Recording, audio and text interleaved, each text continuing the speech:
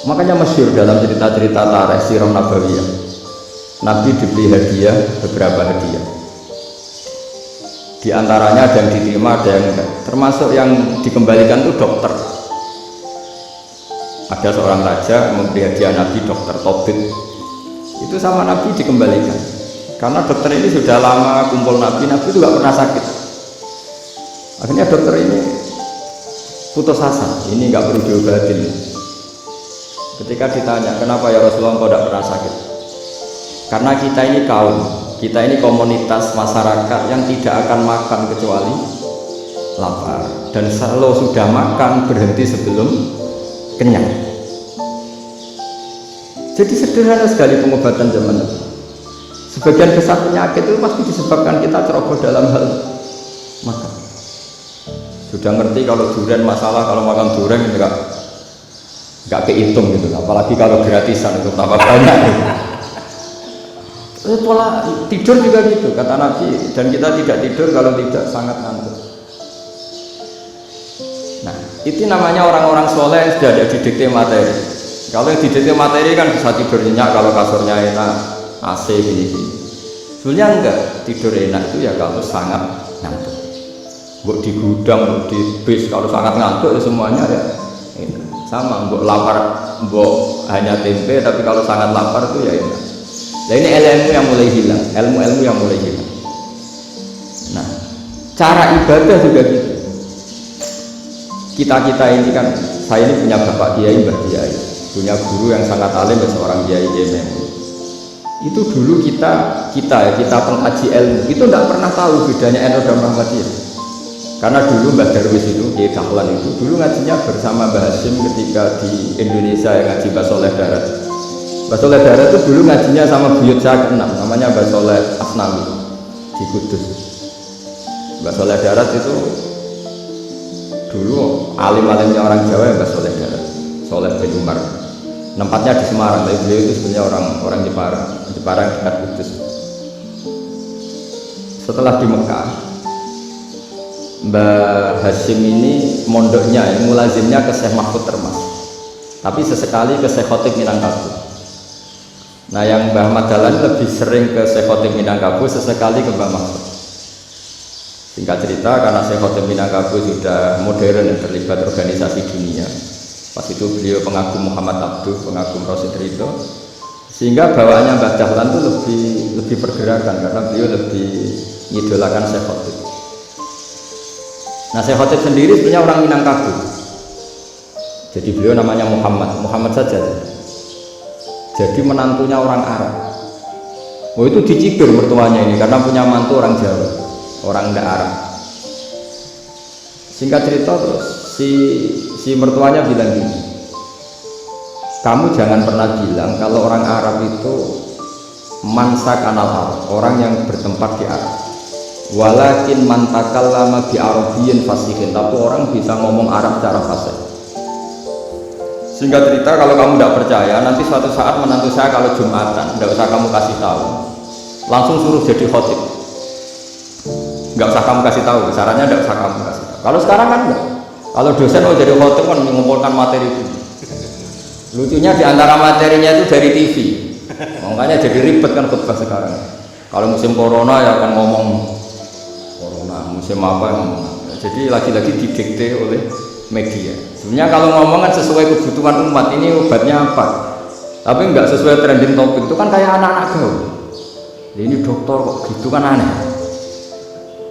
Singkat cerita, si khotib ini nggak dikasih tahu, Syekh Muhammad tadi nggak dikasih tahu, langsung disuruh khutbah. Fatakallama bikalamin fasihin, dia ngomong fasih sekali, bahkan ngalah-ngalahi fasihnya orang Arab asli. Semenjak itu beliau dapat gelar al-khotib, orang yang cakap berpidato berkhutbah. Makanya terus dia Syekh Khotib al-Minangkabau. Jadi orang Indonesia itu luar biasa. Dulu yang namanya orang Indonesia di Arab Saudi itu dihormati sekali, karena yang kesana itu pasti ulama. Sudah alim di Indonesia kesana, termasuk Mbah Ahmad Dahlan, Mbah Hasyim dulu karena sama-sama muridnya Mbah Soleh Darat. Lama-lama kesana itu TKI-TKW itu ya mulai agak dibully. Dulu Syekh Nawawi di antara ijtihad yang dihormati itu beliau mengkritik nyuwun sewu, orang yang kan orang biasanya normalnya kan muji orang mati syahid, hebat orang mati syahid itu hebat gini. Oke, kita sepakat orang mati syahid itu hebat. Tapi kata Imam Nawawi, dengan syarat niatnya itu li'ila'i kalimatillah, dan itu bawaan takdir. Seorang lagi itu bawaan takdir, harus mati di medan perang. Tapi tidak boleh seseorang ini niat perang tapi niatnya supaya syahid. Karena kalau begitu berarti dia berniat supaya menjadi maktulal kafir, orang yang dibunuh orang kafir. Kedua, dengan dia mati berarti pasukan Islam berkurang. Berarti dia ingin pasukan berkurang, hanya ambisinya dia ingin langsung ke surga. Misalnya pasukan orang Islam itu 10, orang kafir 10. Kalau kamu ingin syahid berarti mati 1 kan, tinggal 9 kan. Nah kalau yang seperti itu 10 kan mati semua. Gara-gara ingin syahid akhirnya perang ira mati tenanan, benang mati, benang lebu. Kata Senawawi, ya enggak. Kalau kamu perang sama orang kafir ya niat menang. Dengan niat menang ini kamu ingin te'ilai kalimatillah. Tapi kalau kamu ingin syahid berarti kamu menuruti keinginan nafsu kamu yang cepat masuk surga. Itu orang Arab kagumnya bukan main. Karena di mana-mana orang itu dinilai dari niatnya. Paham ini ya? Tapi perang loh ya, dalam kondisi perang, bukan teroris. Perang itu artinya orang kafir yang ingin bunuh kita, itu perang namanya apa? Dulu orang cerita syahid itu hanya pokoknya syahid itu hebat, pokoknya syahid itu hebat. Syahid di medan perang itu hebat, pokoknya syahid di medan perang hebat. Tapi ketika Syekh Nawawi memberi penjelasan ilmiah, jika kamu perang ingin cepat mati, ingin cepat syahid, artinya ini untuk pemenuhan diri kamu, karena kamu bayangkan langsung masuk surga. Kamu lupa bahwa dengan kamu dibunuh kekuatan Islam berkurang. Akhirnya beliau memberi penjelasan, syahid itu bagus, itu sebagai takdir. Hanya takdir itu kita perang yang ingin menang, tapi takdirnya mati. Jangan dibalik, oleh perang mati tenanan, benang mati namun itu yang pertama, termasuk ulama yang pertama memberi penjelasan itu Syekh Nawawi. Akhirnya melahirkan kekaguman yang luar biasa dengan tafsir Munirnya. Terus beliau itu orang yang rileks kalau menjelaskan ilmu. Ini ya juga guru-gurunya Mbah Hasim, Mbah Guru sama Mbah Hasim sama Mbah Ahmad Dahlan Syekh Nawawi. Jadi dulu yang alim di Arab itu ada Syekh Nawawi, ada Syekh Khotob Minangkabau, ada Syekh Bakir Jogja, ada Syekh Mahfud Termas. Itu orang Indonesia banyak sekali yang alim. Bahkan diantaranya yang dikagumi Al-Azhar itu juga orang Indonesia, nama Syekh Abdul Manan, itu mbahnya Syekh Mahfud Termas. Itu pertama ada duta besar Indonesia di Mesir, itu termasuk barokahnya Mbak Abdul Manan tadi, itu juga orang Indonesia. Jadi pemahaman ulama Indonesia itu khas, termasuk ketika memaknai apa? Syahid. Ketika memaknai apa? Syahid. Itu unik. Ketika Syekh Nawawi diuji dulu itu yang namanya ulama diuji dulu oleh 100 ulama. Jadi dulu ya ada kompetisi. Imam Bukhari diakui jadi ahli hadis itu diuji oleh mi'atul muhaddisin, 100 orang ahli hadis, sanad dibolak-balik, matanya dibolak-balik, tapi beliau tetap bisa mengembalikan proporsi sanad itu. Syekh Nawawi pernah diuji gini. Ayul afdal al ulama awis salatin. Keren mana ulama sama raja atau sama orang-orang kaya sama penguasa? Ya keren ulama. Dibully sama orang. Tapi setahu saya banyak ulama yang antri di rumahnya raja, tapi saya tidak tahu melihat raja antri di rumahnya ulama. Kan kebanyakan kan mungkin ustadz atau kiai yang antri ngajukan proposal kan enggak. Nah, kalau raja kan enggak pati, malah enggak usah antri, kiainya sudah nyambut sebelum. Jawabannya itu Syekh Nawawi itu, dan yang tanya itu langsung diam. Ya karena ulama itu tahu fungsinya uang, sehingga cara nyari sampai seperti itu. Sementara raja-raja itu tidak tahu fungsinya ilmu, makanya tidak pernah sowan ulama. Sehingga jadi ya dianggap enteng. Ulama kan tahu fungsinya uang, tahu untuk pondok, tahu masjid. Sementara raja tidak tahu fungsinya ilmu. Jadi itu khas Jawa. Khas Jawa, khas Indonesia. Apa-apa yang menurut orang banyak dengan tanda kutip itu buruk atau baik, itu orang Jawa menafsirkan tuh gampang saja. Sehingga semenjak itu Jawa itu dipandang betul. Saya punya kitab namanya Qadayal Haji wal Umrah. itu terbitan Hayatul Ulya Arab Saudi milik Wahabi. Itu diantara fatwa yang dipakai untuk solusi muskilatul haji, problem-problem haji kekinian. Itu fatwanya syekh-syekh yang dari Indonesia, termasuk Syekh Khotib Minangkabau, Syekh Nawawi Banten, Syekh Bakir Nur Jogja. Misalnya begini, dalam fatwa-fatwa yang menyulitkan kita ya, sampai sekarang jadi perdebatan. Ketika Safa dan Marwah itu dengan batas tertentu, saya ulang lagi dengan batas tertentu, mau tidak mau atas nama kebutuhan, itu kan butuh perluasan. Karena kalau naik turun itu mudah disepakati ulama. Jadi misalnya gini ya, saya punya tanah seluas ini, pasti orang akan mengatakan sampai bawah ya tanah saya, sampai atas tanah saya. Itu mujma' alaih, disepakati. Sehingga Nabi ngendikan al-Ka'bah min tuhumil ardi ilas sama Ka'batun. Ka'bah sampai ujung bumi sampai ke aras semuanya Ka'bah. Sehingga tidak ada perdebatan ulama ketika Masjid Haram di tingkat, kemudian yang di atas sholat tetap dia menghadap Ka'bah. Tidak harus dulu melihat di bawah, enggak. Karena Ka'bah sampai langit sama, tanah Anda kamu tingkat sampai 10 enggak ada tetangga protes. Karena bawah sampai atas tanah Anda. Tapi kalau diperluas, tanah Anda kamu luaskan setengah meter saja atau 3 cm saja, iso geger betongku. Karena di mana-mana batas itu ya tadi, kalau atas bawah miliknya, kalau samping enggak. Pertanyaannya, perluasan Mina itu ke samping, perluasannya Matof yang Mas'ah itu juga ke samping. Geger kan ulama dunia. Bagaimana hukumnya Mina Jadid? Mina yang diperbarui atau Mina yang diperluas. Itu diantara rujukan baik yang membolehkan maupun yang menentang. Itu ya syekh Indonesia. Itu orisinal. Saya punya kitab orisinal terbitan Hayatul Ulya, kira-kira ya kemenangnya Arab Saudi kalau di Indonesia itu. Itu yang dirujuk dawuh Syekh Nawawi, dawuh Syekh Khotib Minangkabau. Karena apa? Ada logika khas Jawa. Misalnya begini, meskipun saya tidak perlu fatwa Mina Jadid sah apa enggak, memang jadi perkhilafan ulama. Misalnya kampung ini dinamai Mina, pertanyaannya gini, tanah yang di samping ini bisa milik Anda apa enggak? Ya bisa Gus, kalau dibeli atau dihibahkan. Berarti tanah di samping Anda menjadi milik Anda karena ada proses pengambil alian lewat beli maupun hibah.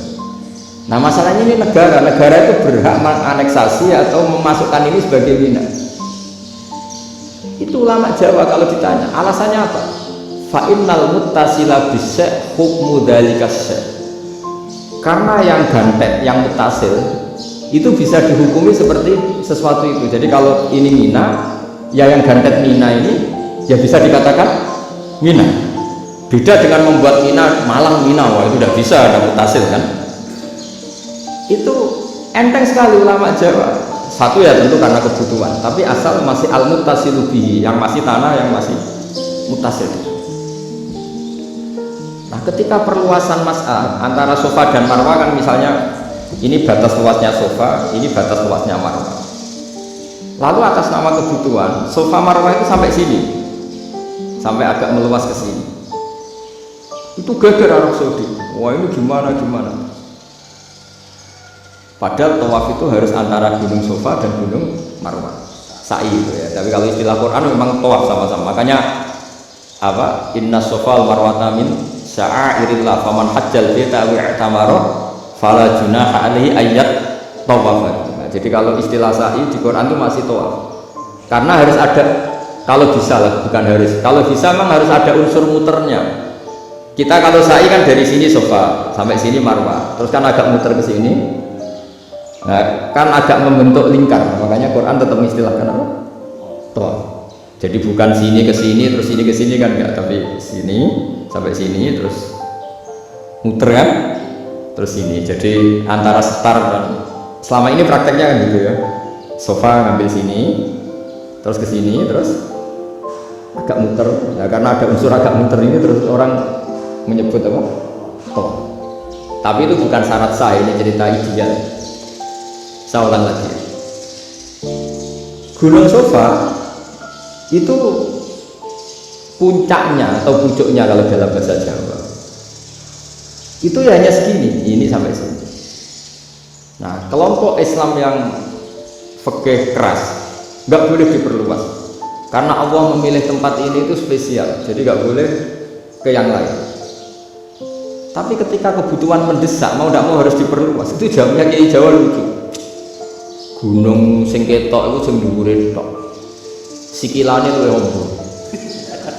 Jadi karena kan gunung kan bentuknya gini. Nah, sofa yang kecil itu yang atasnya, tapi sikilannya sini kakinya lebih luas. Jadi boleh perluasan asal tidak melebihi kakinya. Ya dihitung ya lebih luas. Jadi Kiai Jawa itu kayak wong delok gunung Penanggungan, kayak gunung Arjuna. Di mana-mana puncak gunung itu lebih kecil timbang kakinya. Artinya diperluas ini bukan berarti tidak di sofa dan tidak di, itu khas Kiai Jawa. Jadi jangan kira orang Jawa itu tidak hebat-hebat sekali. Termasuk perkembangan hotel di Arab Saudi. Itu dulu sebelum ada hotel, buyut saya kelima atau keenam dulu haji namanya Badur Rahman. Itu kalau mau ingin menghindari terik matahari itu masuk gua. Itu masuk gua itu hanya separuh badan, kakinya di luar. Jadi jangan bayangkan kalau gua di Indonesia kayak gua Akbar di Tuban orang bisa masuk jalan-jalan, enggak. Gua di Arab tuh kayak jepitan batu tidak sampai masuk. Sehingga kepalanya dimasukkan, kakinya masih kena matahari saking panasnya Arab Saudi. Sehingga dalam bayangan hijrah ketika Nabi bersembunyi di gua Sur, itu kata Abu Bakar, kalau orang kafir melihat kakinya pasti melihat kita karena nggak bisa masuk penuh. Jadi orang itu mau dempas kok. Sehingga ya kira-kira luasnya gua paling segini. Makanya guyonannya Kiai itu untung nggak kayak gua Indonesia. Kalau kayak gua Indonesia laba-labanya capek, oh luas kan. Jadi jangan bayangkan gua Arab tuh kayak gua Indonesia. Makanya bayangannya, andai kan orang tuh melihat ke bawah pasti melihat kita karena orangnya nggak bisa masuk penuh, nggak bisa masuk 100%. Ya kayak cepitan batu lah. Itu kan mirip Gunung Uhud. Gunung Uhud kata Rasulullah, nanti kalau kamu perang itu di atas, menang atau kalah di atas, musuh biar di bawah. Dengan di atas kamu bisa mana. Jangan bayangkan kayak Gunung Merapi, kayak Gunung Penanggungan. Nah, kalau Gunung Penanggungan mana ke bawah yang layang. Jadi gunung di Arab itu kayak bukit. Ya sama yang pernah kan ke Uhud itu ya sama ini aja tinggi ini kan. Nah ini yang mulai ada mis. Makanya terjemah itu susah di Indonesia. Karena jabal itu udah harus tinggi. Kalau tinggi nggak bisa mana dari atas ke bawah kan nggak ngefek kan. Sama kalau ke Uhud gunungnya pendek sekali sehingga yang mana dari atas ke bawah ya kalau kena musuh ya celaka karena memang dekat. Ya kalau gunung Indonesia mana dari atas ke bawah yang layang nggak ngefek.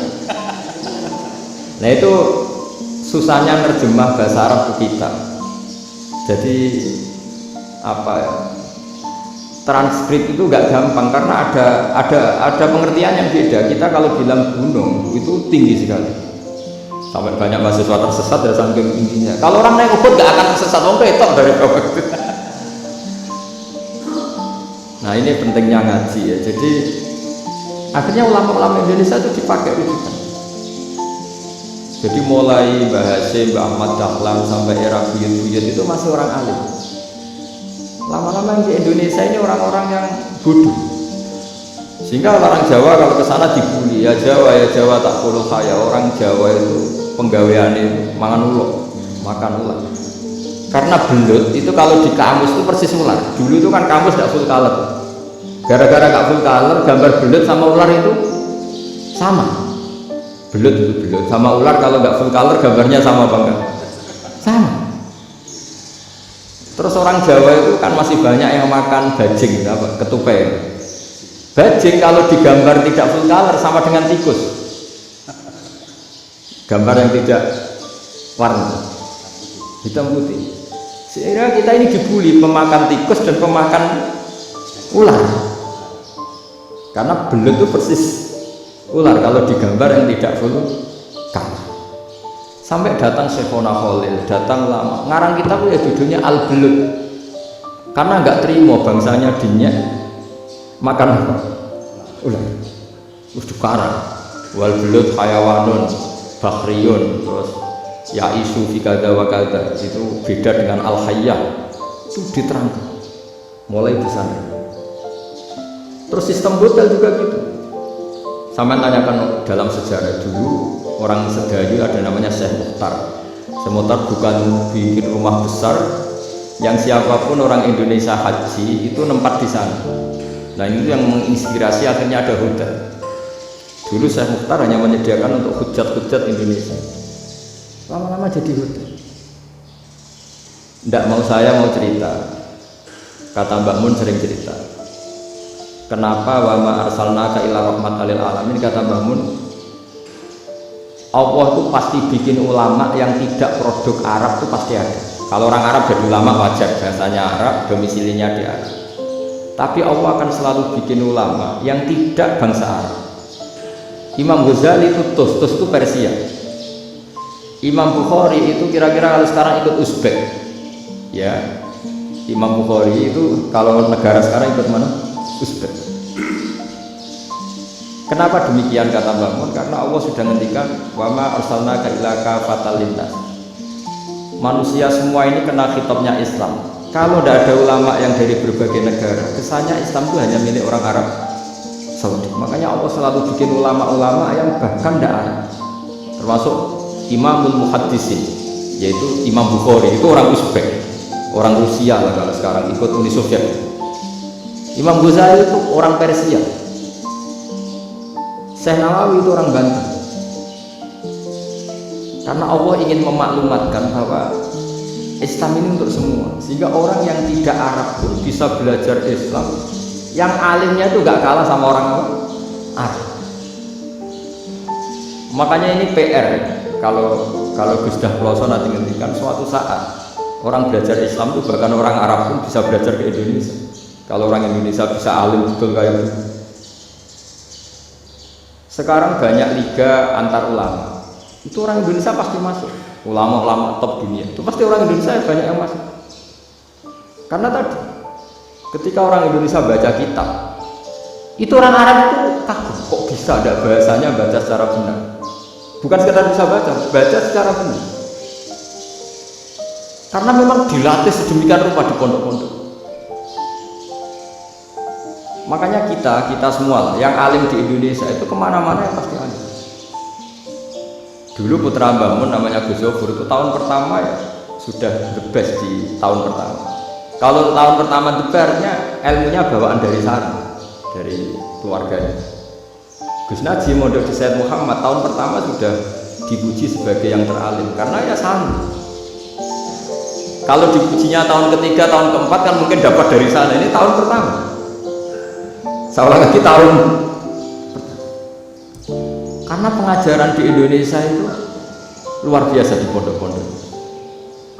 Makanya kalau dalam anekdot pondok itu cerita-cerita lucu. Ada orang Jakarta ngaji, setelah di kelas itu kelengahan terus melihat jendela, lihat pintu, terus lama-lama gurunya marah. Kamu diajarin kok tidak punya sopan, melihat pintu terus gak memperhatikan guru. Anak Betawinya ajamnya lucu. Habis Pak Guru bohong. Kenapa? Kamu Pak Guru bilang Ja'a Zaidun, Zaid datang. Tak lihat gak ada yang datang. Setelah itu contoh nasab kan ro'a itu Zaidan. Saya melihat Zaid, saya gak melihat Zaid. Contoh ketiga yang jar kan maror itu Zaidin. Saya berjalan ketemu Zaid. Pak Guru diam di situ gak jalan-jalan. Jadi saking detailnya Indonesia diajari. Kalau rofa Ja'a Zaidun, kalau nasab ro'a itu Zaidan, kalau jar maror itu Zaidin. Nah si murid Betawi ini karena pertama sekolah, ngiranya gurunya itu cerita Zaid datang, makanya dia lihat itu terus, mana katanya datang kok tidak datang-datang. Nah dengan latihan seperti itu, kemungkinan orang Indonesia salah itu kecil karena memang dilatih betul. Saya ulang lagi, karena memang dilatih betul. Sehingga ketika orang Indonesia ini yang cerita seorang wartawan, ini kisah nyata. Kalau ini tidak anekdot, kisah nyata. ada wartawan internasional liput Ramlah itu di Gaza, di Palestina. Wartawan Indonesia ini hanya bisa bahasa Inggris. Dijak ngomong bahasa Arab, terus dia bilang saya tidak bisa. Saya bisanya ngomong Inggris. Tapi apa yang terjadi setelah sholat, si Indonesia ini jadi imam pakai sholat jariyah lagi. Baca bismillah benar, bismillah hijar karena mudhof ilaih. Terus ketika iktidal ya benar, Rabbana lakal hamdu mil'us samawati wal ardi benar. Ketika tahiyat ya benar, at-tahiyatul mubarakatuh sholawat. Sama orang Arab ini diambuni. Orang Arab kalau seneng orang itu dicium. Kamu tawadhu, sebenarnya kamu tuh ahli bahasa Arab. Karena orang Indonesia sekali sholat itu nggak ada yang salah. Meskipun benarnya karena hafalan, tapi bagi yang ahli nahwu itu hebat. Misalnya kita kalau menghafalkan kan bismillahi, bismijar karena ba, Allah hijar karena mudhof ilaih, ar-rahman hijar karena sifat, ar-rahim karena sifat, alhamdu rofa karena mubtada, lillahi jar karena ada huruf jarli, robbi jar karena sifat. Sebetulnya enggak karena pinter, tapi karena hafalan. Tapi orang Indonesia hebatnya itu benar terus. Rabbana lakal hamdu, ya kan, alhamdu rofa, terus mil'us samawati ya rofa karena sifat. Sehingga terus orang Indonesia kalau sholat di Timur Tengah itu dipuji karena makhrajnya ya benar, rofa nasobnya juga benar. Nah itu dia di negara lain tidak ada nggak Indonesia.